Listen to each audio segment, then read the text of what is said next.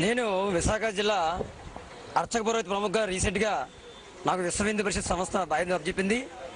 నేను గతంలో జర్నలిస్ట్గా చేశాను. ఇప్పుడు ఒక 5 దేవాలయాలకి ప్రధాన అర్చకులుగా ఉంటున్నాను. దీన్ని మీరు ఏ విధంగా చూస్తున్నారు? దీన్ని తీవ్రంగా పరిగణిస్తున్నాం.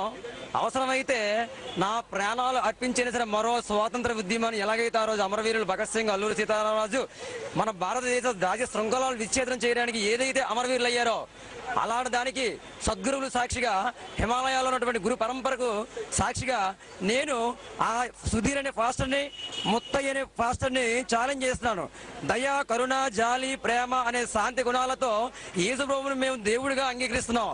మీరు మాత్రం రాయి అని చెప్పి పూజిస్తున్నటువంటి, మీరు విమర్శిస్తున్నటువంటి ఈ రోజు ఒక తిరుమలనే కాదు, ప్రతి వీధి వీధుల్లో చర్చలు పెట్టి అదే పనిగా వాళ్ళు కుతంత్రమే అది భారతదేశాన్ని క్రైస్తవ దేశంగా మార్చి భారతీయ సౌందర్య సాంప్రదాయాలు నామరూపాలు లేకుండా వాటికని పాపులు చేయాలని కుట్రలో భాగమే జరుగుతుంది.